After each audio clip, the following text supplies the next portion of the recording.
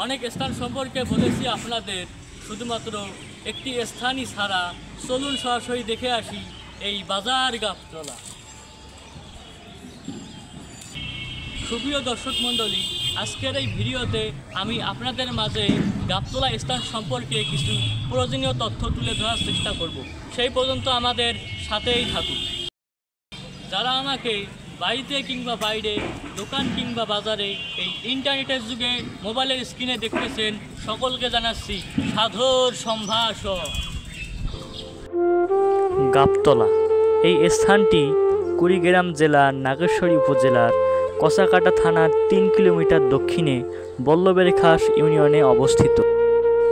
এই স্থানটি চৌঠা পথের মাঝখানে অবস্থানরত রয়েছে, অর্থাৎ এই স্থান থেকে চারপাশে সব স্থানে যাওয়া যায়।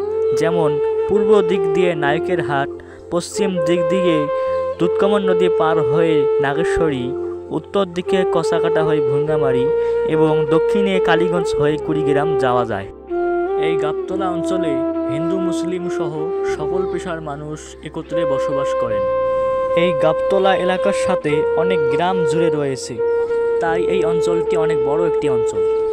এই গাবতলা স্থানের নামকরণের কারণ হলো এখানে রাস্তার পাশে একটি গাবের গাছ রয়েছে, তাই এই স্থানের নাম গাবতলা রাখা হয়। এছাড়াও এর আরও একটি নাম রয়েছে, যা হলো মোমিনগঞ্জ, এবং এই রাস্তার পাশে আরও একটি বটগাছ রয়েছে, তাই গাবতলার পাশাপাশি বটতলা মোমিনগঞ্জ নামেও এই স্থানটি পরিচিতি পায়। অর্থাৎ বিভিন্ন কারণে এই স্থানের নাম ভিন্ন হলেও এর প্রকৃত স্থানিক নাম গাবতলা, এবং এই নামেই সবার কাছে এই স্থানটি বেশি পরিচিত। এই গাবতলায় রয়েছে একটি প্রাথমিক বিদ্যালয়, একটি নিম্ন মাধ্যমিক বিদ্যালয় এবং একটি দ্বিমুখী দাখিল মাদ্রাসা। এছাড়াও আরও কয়েকটি বেসরকারি প্রতিষ্ঠান ও মাদ্রাসা এখানে রয়েছে। অন্যদিকে অন্যান্য এলাকাগুলোর মতো এই এলাকাও একটি অবহেলিত একটি এলাকা। এখানে শিক্ষা প্রতিষ্ঠান থাকলেও চিকিৎসা প্রতিষ্ঠান অর্থাৎ সরকারি হাসপাতাল বা ক্লিনিকের অভাব রয়েছে, যা এই এলাকার মানুষের জন্য খুবই দুঃখজনক ব্যাপার। আবার এখানে গাবতলা প্রাথমিক বিদ্যালয় এবং নিম্ন মাধ্যমিক বিদ্যালয়ের পাশে ছোট একটি বাজার রয়েছে। এই বাজারের প্রতি হাটবার হলো শনিবার এবং মঙ্গলবার। বাজারটি ছোট হলেও এখানে কিন্তু অনেক দূর দূরান্ত এলাকার মানুষ কেনাবেচা করতে আসেন।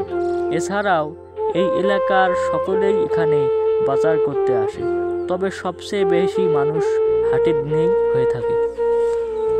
দর্শক মণ্ডলী, আজকের ভিডিও এই পর্যন্তই। ভিডিওটি ভালো লাগলে লাইক, কমেন্ট, ফলো এবং চ্যানেলটি সাবস্ক্রাইব করে পাশে থাকবেন এবং অন্যদের দেখার সুবিধাতে ভিডিওটি শেয়ার করবেন। ধন্যবাদ।